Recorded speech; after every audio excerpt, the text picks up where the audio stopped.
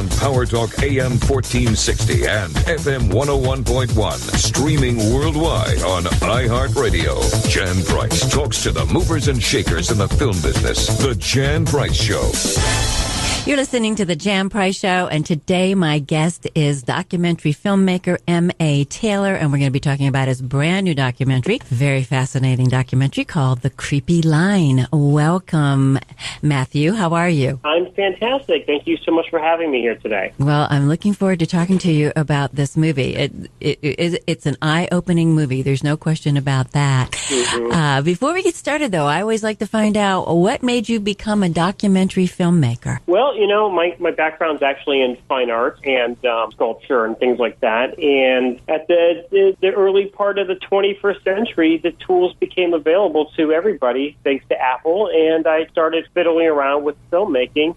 And one thing led to another, and I have been doing it ever since 1999. Wow, long time. Yeah, very long time. So what other documentaries have you done? I've done a film called Los Abandonados about the assassination of Alberto Nisman in Argentina, and I've done work with the Military Channel and Discovery Channel, and just a variety of projects, lots of short films, and all sorts of some fine art projects. But the Creepy Line is kind of a broad release compared to those projects. And so what drew you to this? We'll talk a little bit about what the Creepy Line is about, but what drew you to this particular project? Well, I had worked with Peter Schweitzer before, and he had been interested since 2009 on one facet of this topic.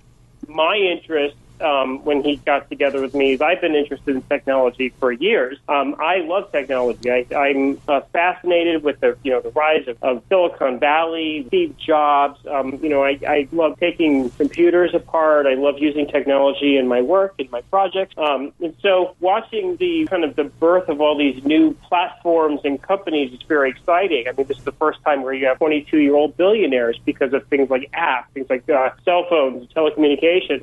But after nearly 15 years of these kinds of innovations and development, these companies have grown to such a massive size, and they're so integrated in our everyday lives. The question came, well, what does it all mean?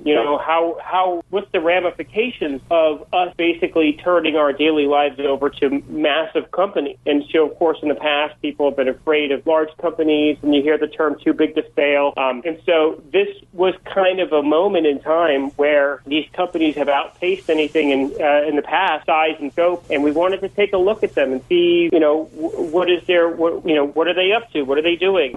What does it mean for our everyday lives? So that's kind of what drew me into the project after watching the rise of all these, fascinating companies, fascinating characters. Mark Zuckerberg he's an interesting guy. So that's kind of where we came to this point. And I think there's a dark side to these technologies as well, and that's kind of what we explore in the Creepy Line. Yes, you do. So our listeners know what we're talking about. Can you give us a synopsis of what the Creepy Line is all about? Absolutely. The Creepy Line is a documentary that looks at Facebook and Google from the perspective of how they are capable of manipulating their users to shift their opinions in one way or another, not just in products, but also politically, and how those kinds of technologies have the capability to undermine democracy. That's kind of the final point the film makes, based on research from Dr. Robert Epstein, who's out of San Diego. And so the film basically lays out the genesis of this new tech world, the post-Jobs and the post-Gates world, the Zuckerberg, the Sergey Brin, Google, Facebook, and how they went from selling product like phones and computers to selling our data, which makes us essentially the product to either advertisers and in some instances governments and even law enforcement. So the film out that kind of progress, and then it breaks down how the technology essentially works, and hopefully encourages the viewer to be skeptical of how these, what you read on the internet, essentially.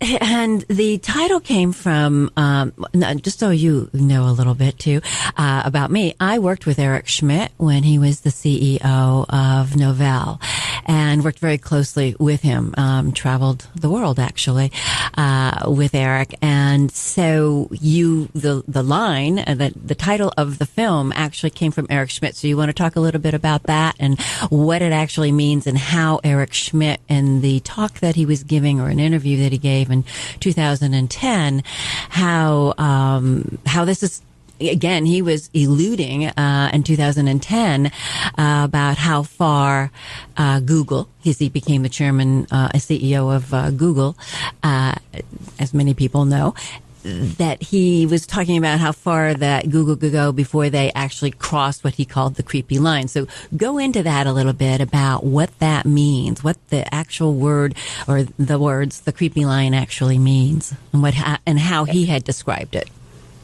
Absolutely. So, as you said, Eric Schmidt was 2010, and, people had, asking, what is it with privacy? What does this mean? And he said Google's policy is to go right up to the creepy line, but not cross it. And of course, if you continue with the clip, I think we have the entire clip in the open film. It says, someone jokes about, implanting things in your mind and your brain might be too far, at least for now. And so the idea of the term creepy, which we kind of extrapolate in the film, Jordan Peterson actually extracts it, is that the creepy line is a line that normal ethical people wouldn't even want to be close to even cross in the first place. And the thing is that we don't really know what that creepy line is because there's not a lot of transparency with these companies. And that's kind of the big question. And the question is, well, maybe they're doing nothing wrong, but we don't actually know. And that creepy line can be crossed and can be moved pretty frequently and quickly, especially in how, invasive some of these technologies are becoming in our everyday life. And so Eric Schmidt was joking, but it's also a very strange term to use. Obviously people want to be innovative across big barriers and things. Creepy is not a positive term in kind of any instance. So no, it's not. No, it's not. No, it's a weird term to use. So yes. I mean, I can understand being like, obviously Zuckerberg's move fast and break things, or we're going to break the barrier, or there's a people who take risks, people who get into rockets and shoot themselves into space. I mean, that's a very different kind of innovation versus creepy. Right. I don't want to know any creepy people, to be honest with you, and most people don't, or nobody wants to be a creepy person. So take with it as you will. Well, I love you. Someone in the film describes creepy. Mm-hmm. Yes, it's Jordan Peterson. Yeah. And, do you remember exactly what he said? Absolutely, yeah. He says, and this line always gets a laugh out of the audience, he says, creepy is really bad because a creepy mugger is worse than a regular mugger, because a regular mugger wants your money. God only knows what a creepy mugger wants. And that's really the difference. I mean, she sums it up so perfectly. It's a weird term to use. It is. And it makes me nervous that a company, if that's their policy, I mean, even a greedy company makes me feel better than a creepy company. So, and look, creeps are people who creep around and they watch you and they have motives that are beyond regular crime, I guess you could say, if you're taken to a criminal level. So, it's a weird policy for a company of that size to follow. And I think with some things that have come out of the EU and certain fines and things that have happened with Google, we see some of those lines that they've crossed, whether it's Google Street View or some other places like, platforms like that have done creepy things. But I think for every creepy thing we know, there's probably a number of other creepy things we don't. Yes. And certainly your film tries to uncover as much as it can, but it certainly it can uncover absolutely everything that, is going on. It's interesting when I was first approached by your publicist for this interview and I saw the title, I go, oh, it's a horror film. I really don't like horror films. And then I thought, well, read the synopsis, and I went, oh, wow, this looks interesting. So I'm wondering how many... Much worse than a horror film. Yeah, in a way it is. It totally is. And then I really got scared after I saw the movie. So yeah, it is. And we're going to get in deeper into this topic, but we're going to be right back after these brief messages. You're listening to the Jan Price Show, all about movies on Power Talk 1460 and 101 FM. Go to the Jan Price Show on Facebook and please like my page, and also go to thejanpriceshow.com, and there you can listen to archived shows. So if you missed the show when it was aired, go to thejanpriceshow.com and you can catch the shows there, and also my movie reviews. We'll be right back after these brief messages. The Yozio Theater in downtown Monterey is now open every day, showing independent and foreign films. The Yozio Theater has new concession offerings, including beer, wine, hard cider, and their homemade Lush Slush. You can now schedule private event screenings for community charity events, birthdays, anniversaries, or just a fun gathering of friends. For more information, visit the Yozio Theater online at oziotheater.com.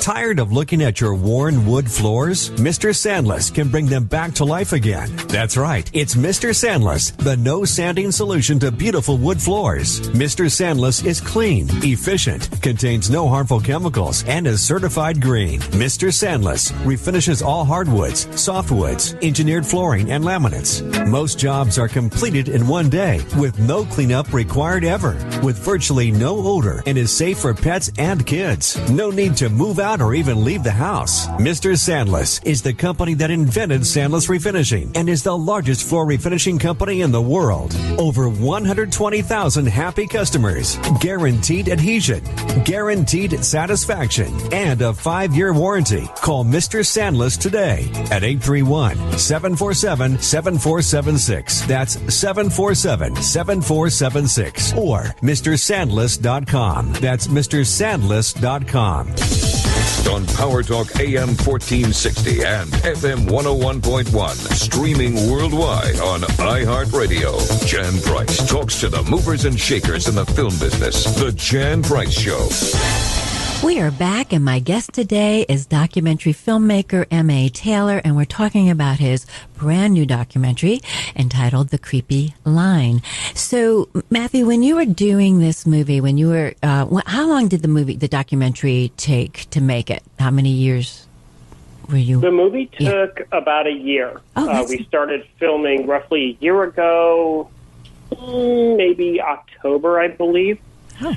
So it was a moderate schedule, and the thing about it is when you do a project like this, I mean, technology obviously moves at breakneck speed, so you want to make a lot of the lessons in the project universal and evergreen, which was kind of what I was angling to do, because obviously, one day you're on MySpace and then it's gone, and then right. It's Facebook and then you never.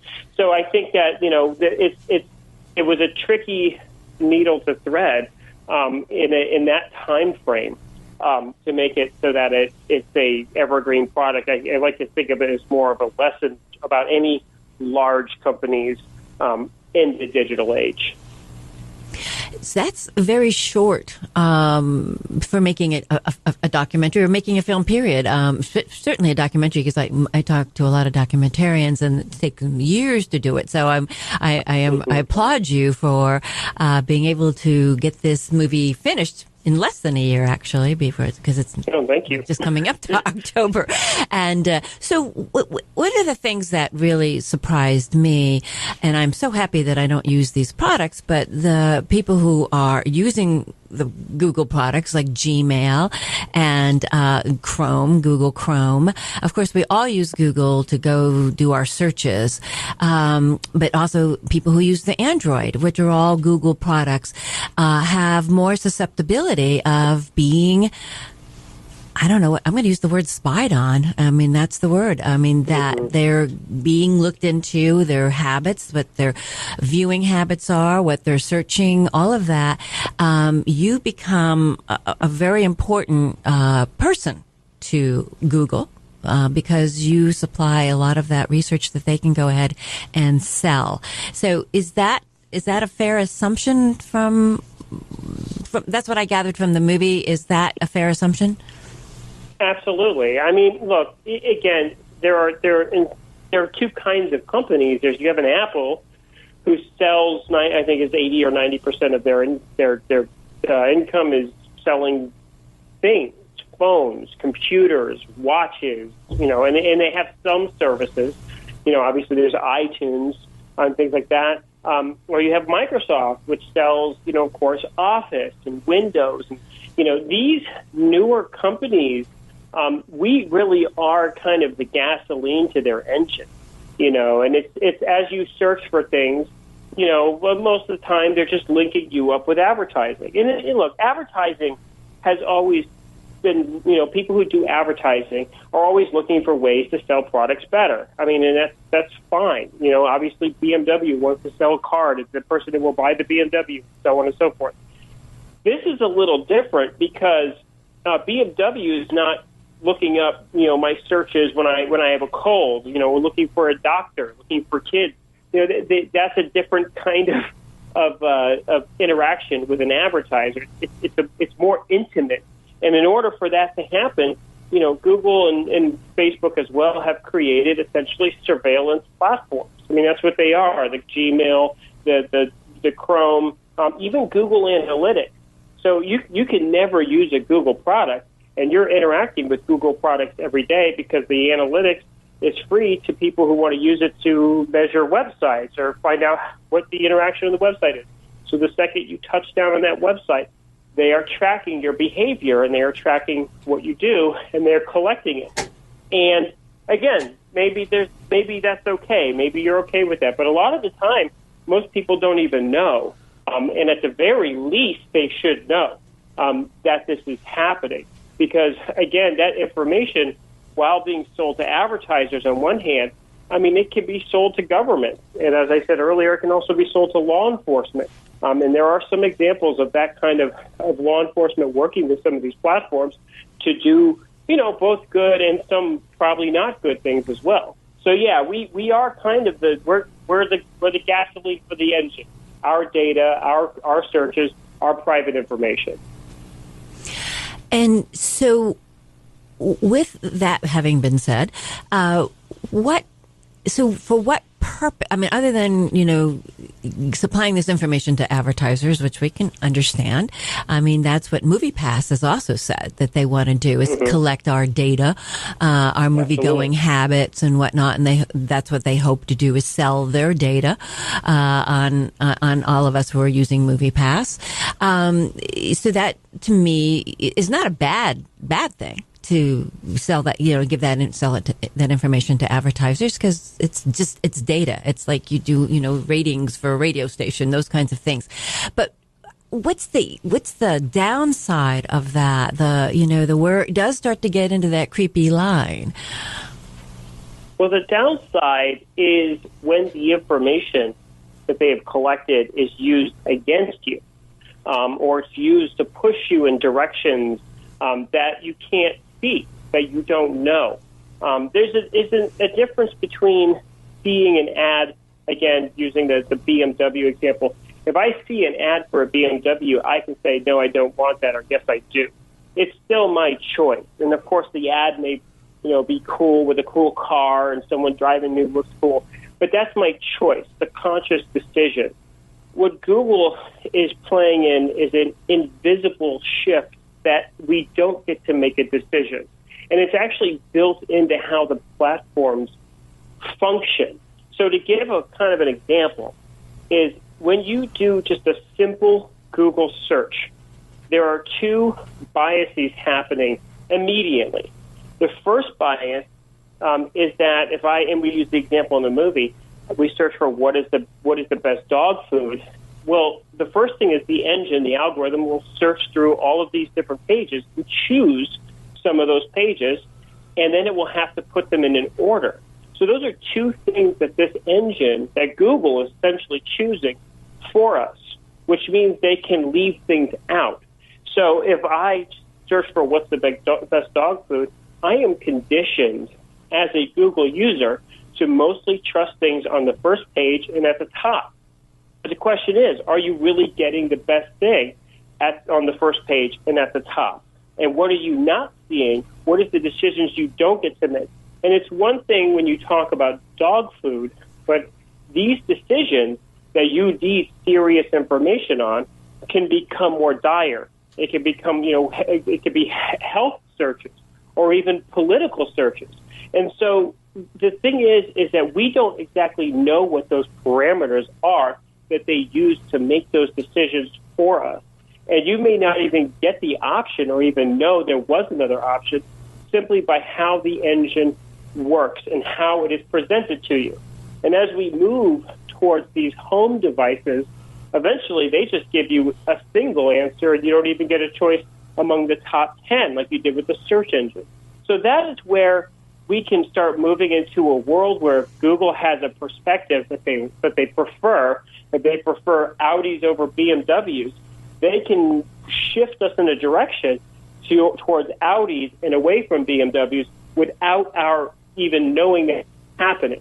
That's really where we start to move into a creepy world. Because again, I get to make a decision between those two cars.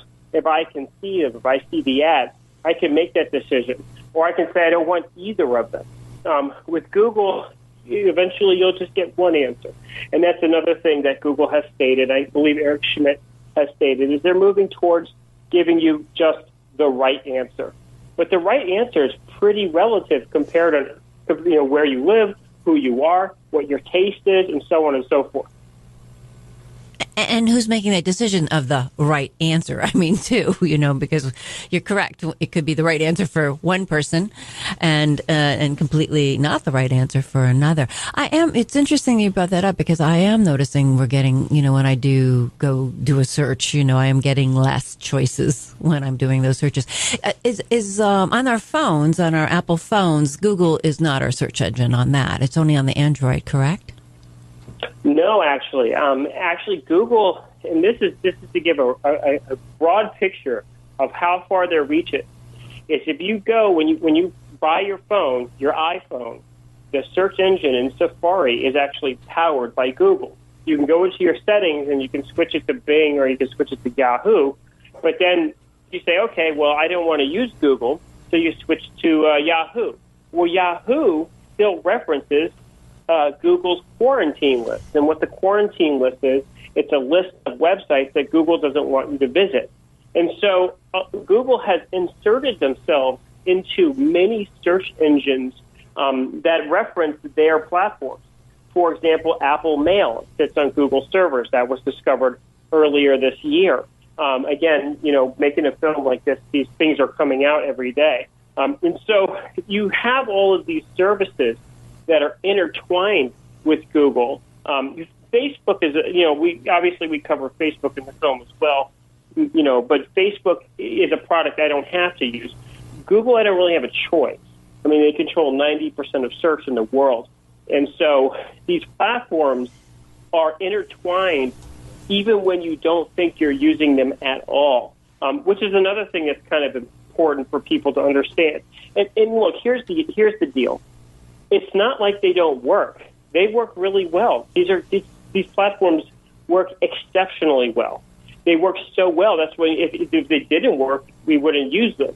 But they do work. But the thing is the way they work is by collecting your data to give you more of what you want, or what Google thinks you want, or what Google wants you to want. So Bing is a Microsoft product, correct? It is. But a couple of years ago, and our professor, Dr. Robert Epstein, actually tells the story better, but I will do my best to tell. Obviously Microsoft had a number of lawsuits with Google. And a couple of years ago, there was a deal made, and all lawsuits were dropped, and all of a sudden Bing has better search results than it did previously. So there was probably a deal put together. I don't have the specifics of it. I just know of something happened. But, there comes a point where Google has built the largest index in the world. I mean, they have the power to flip a switch and shut the whole Internet off. And, in fact, they have before. They've shut down whole domains. They've shut out whole countries. And so if you're a company like Microsoft, and you want to push your product and they've already built it, I mean, it would be a fine deal for Google and it would be a fine deal for Microsoft. Very interesting. We'll get right back into this right after these brief messages. You're listening to the Jan Price Show, all about movies on Power Talk 1460 and 101 FM. And please go to my Facebook page, The Jan Price Show, and please like the page. And there we will get updates on future shows, what's going on with the show. So go to the Jan Price Show on Facebook and also check out thejanpriceshow.com for past shows, archive shows that you may have missed when they were broadcast. The Century Theater at Northridge Mall is newly remodeled with luxury loungers in every auditorium. Oversized plush recliners are electric-powered reclining seats with extendable footrests, cup holders, and snack tables. Guaranteed comfort with all reserved seating. Reserve the best seat in town online at Cinemark.com or download the Cinemark app today. The Century Theater at Northridge Mall is newly remodeled. On Power Talk AM 1460 and FM 101.1, streaming worldwide on iHeartRadio. Jan Price talks to the movers and shakers in the film business. The Jan Price Show. We are back, and my guest today is documentary filmmaker M.A. Taylor, and we're talking about his new documentary called The Creepy Line. So yes, you talk about Google shutting down the internet. Now, was it only in a particular area where they shut down the internet, or did they just shut down the internet? I don't remember that happening, but can you tell us a little bit more about that? Yeah, what they did is I think they found a time when all of the stock markets around the world were all closed at the same time, and I believe they shut it off for 40 or so minutes, as long as they could shut it off, just to see if they could do it, or and it was documented. As you saw the film, we have plenty of headlines to back up the kinds of things that we're talking about. But this is the internet is this giant network of computers and servers and things, and Google has indexed it. And so if we are riding on their rails, then they could very much turn their index off, or they could change their index around. And so, shutting off a domain or shutting off the internet in Japan, they very, very much have the ability to control what we see on the internet, to an extent that's beyond anything we've ever seen in history. I mean, it's an information control system that far, exceeds it's almost science fiction if you think about it. Yes, it is. Like science fiction. So in the now I can't remember, was it Jordan Peterson, where was it Facebook canceled his account, or was it? It was Google. It was and Google. Actually, it's Google. And what's really interesting is, I believe maybe it was last year, Google had, kind of put forward this controversial change to their platforms where you had one sign-in for all of your various Google platforms, your YouTube, your Gmail, all under one sign-in. And what that did is that if, Jordan Peterson was locked out because they didn't like a video he made, but it locked him out of everything. So he was locked out of his email, his calendar, his YouTube account. Every platform he used, he couldn't get into. And since Google doesn't really sell products, they're not like Apple. There's no one to really call to find out, hey, what's going on here? They don't make things like Apple does. There's no Google store, no Google customer service. And so that was it. He just got locked out, and he had no explanation, and he couldn't get back in. Now, because he's a fairly famous professor, he was able to rally the media to come to his aid to get them to open it back up.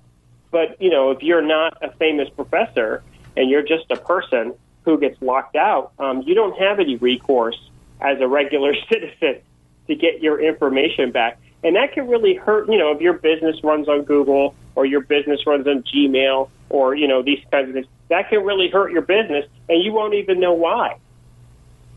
But what would be they didn't like somebody's policing this, obviously, and they didn't like a video that he had posted. I don't know what the video was. Do you know what the video was that they didn't like? Yes, there was a law in Canada that was about gender pronouns. It was illegal to not call somebody by their gender pronoun, and he disagreed with it, so he made a video about it. And that's what essentially got him flagged, first by a machine, and then it was flagged, and then it went over to the human beings, and they kept him in the dark. And so, but the thing is there's lots of people who get demonetized or shut out, and for things that are innocuous, they don't even know.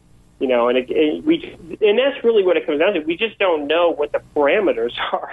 If they have a parameter of, well, and this is, what we don't want on our platform, well, it'd be good to know that, and then people can, maybe not do those things or say those things or make those videos, but we just don't know. And it's kind of a bummer when you go to do some work and you're locked out and your account's gone and you can't email anybody or contact anybody or look at your calendar, and maybe we should be less reliant on these platforms, and a little bit more diverse in our platform use. But how are people supposed to know? These platforms are convenient. They're free, but free is not really free, as we have come to learn. Yes, that's true. Nothing's free in this world, even though we think it may be. So Dr. Peterson had this happen to him, and as you said, he was able to publicize it, and because he publicized it, he was able to get it turned all back on again. Is that what happened? From my understanding, I believe there's controversy still going on with his kind of, he's huge. I mean, speeches all over the world and has massive rallies, and but I believe that there's still that tension there with how everything happened with him. He released his book after we did his interview, and so that kind of changed his. He kind of became a massive kind of figure for these platforms doing committing censorship against people. Dr. Robert Epstein, who was another kind of the backbone of the film, was also shut out of actually using Google.com. So this wasn't just Gmail. His computer could not actually go to www.google.com, which is actually, that shocked me. I couldn't believe that could even happen. So imagine not even being able to search for anything. Really? Locked out of the index. Yeah. Oh, yeah. Yeah.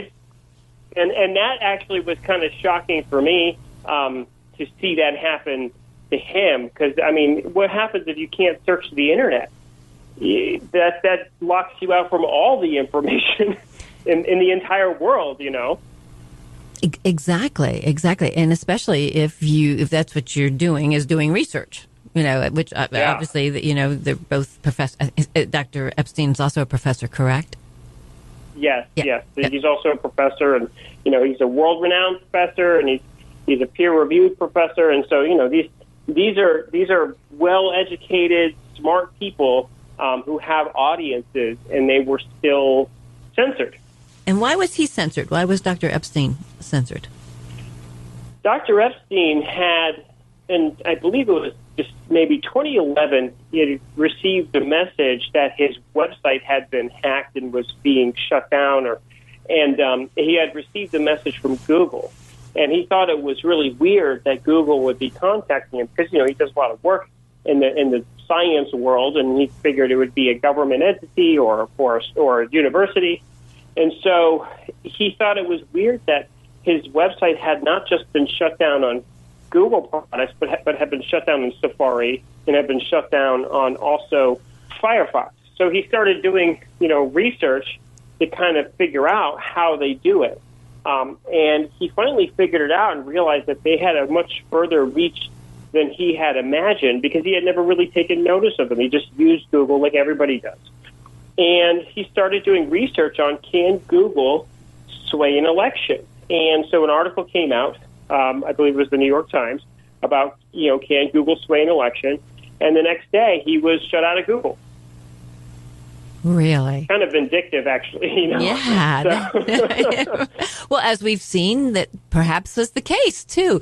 Well, you show in the film, which country is it? Is it India? Was it India that there was an election and things were being swayed by Google because people? Oh no, it was Facebook. Well, no, it was Dr. Robert Epstein started doing research on how if Google could swing an election. And he started off with a series of really interesting experiments, which we go through in the film. And then once they had done a number of experiments, which, kind of freaked them out, actually, they moved it to India in 2014 because it's the world's largest election. And then they moved it to the 2016 presidential election in the United States. And the results came back over and over again that, yes, in fact, Google can sway people's opinions in one direction or the other if they so choose. Absolutely amazing. We have seen this a little bit, a little microcosm, but we're going to get back into this in more detail when we come back from these brief messages. You're listening to the Jan Price Show, all about movies on Power Talk 1460 and 101 FM. Go to my Facebook page and like the Jan Price Show, and also tune in to thejanpriceshow.com and listen to some archived shows that you may have missed. The Yozio Theater in downtown Monterey is now open every day, showing independent and foreign films. The Yozio Theater has new concession offerings, including beer, wine, hard cider, and their homemade Lush Slush. You can now schedule private event screenings for community charity events, birthdays, anniversaries, or just a fun gathering of friends. For more information, visit the Yozio Theater online at oziotheater.com. Tired of looking at your worn wood floors? Mr. Sandless can bring them back to life again. That's right. It's Mr. Sandless, the no sanding solution to beautiful wood floors. Mr. Sandless is clean, efficient, contains no harmful chemicals, and is certified green. Mr. Sandless refinishes all hardwoods, softwoods, engineered flooring, and laminates. Most jobs are completed in one day with no cleanup required ever, with virtually no odor, and is safe for pets and kids. No need to move out or even leave the house. Mr. Sandless is the company that invented Sandless Refinishing and is the largest floor refinishing company in the world. Over 120,000 happy customers, guaranteed adhesion, guaranteed satisfaction, and a 5-year warranty. Call Mr. Sandless today at 831-747-7476. That's 747-7476. Or MrSandless.com. That's MrSandless.com. On Power Talk AM 1460 and FM 101.1. Streaming worldwide on iHeartRadio. Jan Price talks to the movers and shakers in the film business. The Jan Price Show. We are back, and my guest today is documentary filmmaker M.A. Taylor, and we're talking about his brand new documentary, The Creepy Line. So let's go back to the election in India, because also, let's also talk about Facebook. We've talked a lot about Google, and we'll continue to talk about Google, but Facebook is complicit in all of this also. Absolutely. I mean, Facebook is, they don't have the reach of Google, but in some ways I find, Facebook to be sometimes a little creepier with the things that they do. Google is a company that has managed to keep out of the spotlight for a lot of these things, and Facebook obviously has taken a lot of flack, especially in the last year, for a number of scandals and things about how they, use our data. And of course, the things that come to mind are like the Cambridge Analytica scandal or things like that, where they moved the data, and my kind of perspective is like, well, why did they have the data in the first place to even do that? And so that's really the question we have to ask about Facebook. And of course, we cover in the film, a certain incident where Facebook wanted to find out if a teenager was depressed and send them different kinds of things in their news feed. So just, to see how they would react. And frankly, that's pretty unethical. And if anybody has kids, they would, it's bad enough you have bullies in high school and grade school, but then you have Facebook, sending your kids negative stories to see if they're going to, react a certain way. That's really scary stuff. Targeting kids is really kind of a dirty business, in my opinion.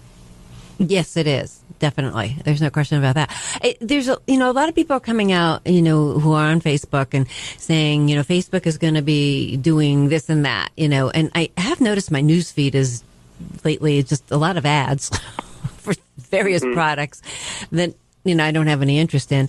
But and I often wonder who's putting that up. So is Facebook putting up those ads and they're getting money from every time we click on it and buy one of those products? Absolutely. I mean, Facebook really developed a model about spending time on a platform, and this is actually, I think, one of the big differences between Facebook and Google. In Google's early days, they wanted you to search and then get out on the open web and do whatever.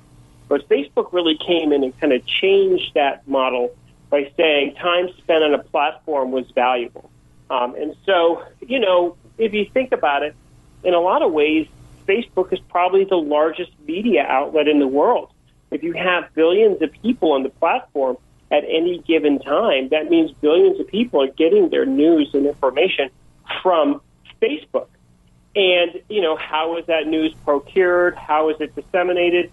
Again, in the classical model, whether you like MSNBC or whether you like Fox, whether you like, the National Review or you like New York Times, you have the choice and you know what you're getting, right? You know that these writers are, lean this way or that way or, with Facebook, you don't know. And it goes back to the big kind of issue is that it's a transparency issue.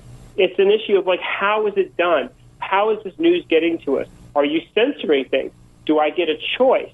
And of course, the other thing is that if you are a media company in the United States, you're also under certain federal regulations that Facebook is not under. CDA 230, where, you're liable for things that people post on your platform, like a New York Times or a Fox or any of these guys. Facebook is actually not under those laws. And so who knows what they're putting up, or who knows what they're censoring, or who knows how they're shifting their very, very large user base. Well, it seems like Mark Zuckerberg seems to be in front of the Congress quite often now. He seems like a regular visitor on Capitol Hill lately.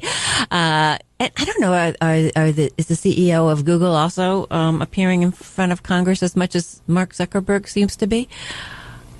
Well, no. I mean, recently we had a number of Silicon Valley hypebeasts were summoned to Washington, and guess who didn't show up at all? Google. And, it was an empty seat. There was an empty seat in front of the committee. And so I think that empty seat, first of all, I think that it was a terrible move for them. Send somebody at least. Yeah. Isn't that sort of... Go ahead. Go on? I was going to say, isn't it kind of a command performance when you're being asked to appear in front of Congress? Isn't that something you just automatically do because you're supposed to do it? Sure. I mean, look, I think it's poking the government in the eye, and it's just not always a smart maneuver. I mean, the thing about it is that one of the things these tech companies know is that they move faster than government legislation. So that is their advantage. There's no amount of legislation. The government does not keep up with technology. The government barely keeps up with anything it has to do anyway. So this is true. This is true.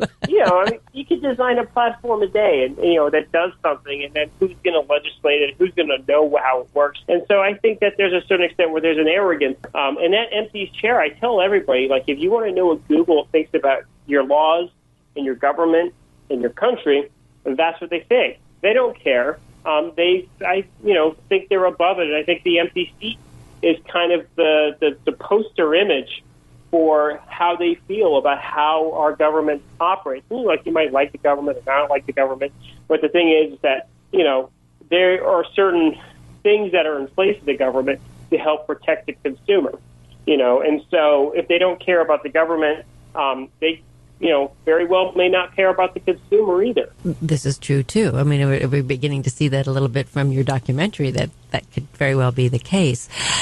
So in all of this, I mean, so what, having all of these, like Google and Facebook and everyone appear in front of Congress, what do they expect to have happen? Well, I mean, the appearances in front of Congress are tricky. In one way, Congress can't do anything, and in another way, they can do a lot.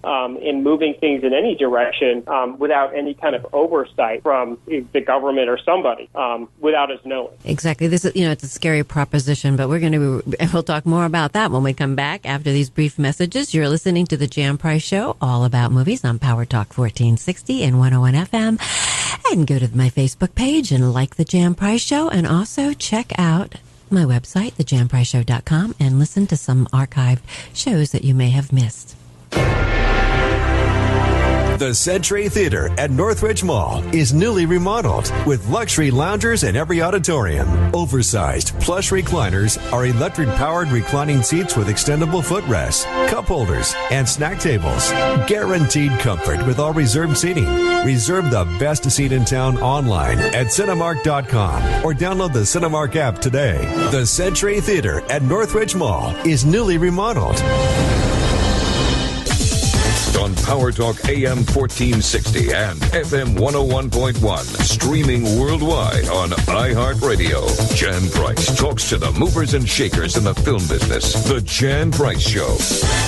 We are back, and my guest today is documentary filmmaker M.A. Taylor, and we are talking about his new documentary, The Creepy Line. Matthew, what do you think? This it's an eye-opening documentary, and I think everyone should see this documentary. I really do, because you'll be really, again, it's eye-opening. You'll be very surprised about how intrusive, Google and Facebook and are involved in our lives on a daily basis, and we're not even aware of it. But what what can we do as consumers to protect ourselves from this? Well, the easiest things to do are not use certain products. There is no way to get away from Google at this point in time. There is just no option unless you go off into the woods, never use electricity ever again. And even that, it's not even guaranteed, with Google Maps and everything. Right. I think something the other day is like, there's always those spottings. Oh, they found the lost city of Atlantis in Google Maps. It's a joke, but it's true. But there are certain things you can do on a daily basis. Don't use Gmail because they read all your Gmails. In fact, They read the Gmail that you don't even send. So if you write an email in Gmail and you don't send it, they have it. You're kidding. Yeah. Whoa. Yeah. So don't rant in any Gmails. I don't. I have a Gmail account, but I don't use it. It's just one of those that sits there. Like if there's something I would use it for something where I don't really care anything about. Do you know what I mean? It's like the junk mail. Yeah, junk mail kind of thing. Use that address if I'm going to get junk mail to that one. But I don't even use it for that hardly ever. I just have it, but I don't use it. So that's good. No, all right. I would avoid that. I would avoid Chrome. I would avoid Android. Okay. I avoid those. And here's the thing. Let's be honest. I'm an Apple user. I love my iPhone, but Google Maps is better than Apple Maps. Yeah. It's just Apple Maps is not. I live in New York City, and it sends me in the wrong direction for my own home address. Sends me uptown. I live downtown. This is not easy. The other thing is that people need to be skeptical, because here's the thing: when those results come back when you search for things, even if you know they're biased, you won't know. You won't see it. That's the thing. So we need to be more skeptical. We need to be more aware. We need to be more aware of the things that we look for or search or what because again, in the search engine, it knows more about you than your spouse or your best friend, because you're asking it all sorts of intimate questions. And so if they're collecting this information, but again, there are platforms that are, if you're going to use a messaging app, there's going to use a new email app, there's Proton Mail. There's a couple of these companies out there that are building email clients and things like that. But for the search engine, there's no option. Google is the best. They do a good job. They do a great job. Yeah, and no one's complaining. Right, That's exactly. So hard. But it's not like it doesn't work. Right, but your movie's opening it up. I'm sorry, our time is out. It's been fascinating, really fascinating. Everyone, so much fun. It really has been, and we'll have you back on with your next documentary. I'd love to. People can see The Creepy Line. It's going to be out in theaters, and it's out in theaters coming up. And then where else can they see it too? It will be in iTunes and Amazon. It will be a limited theatrical run in specific cities around the country. And it should be sometime in the mid-October range. And then everybody can see it and watch it and share it. and hopefully everybody learns something. I know they will learn something by watching it. Well, Matthews, thank you so much. It's been a pleasure having you on the show. I wish you much success with this film. It is one that everyone should see, so seek it out. You have been listening to the Jan Price Show, all about movies on Power Talk 1460 and 101 FM. Please go to my Facebook page and like the Jan Price Show, and also go to thejanpriceshow.com.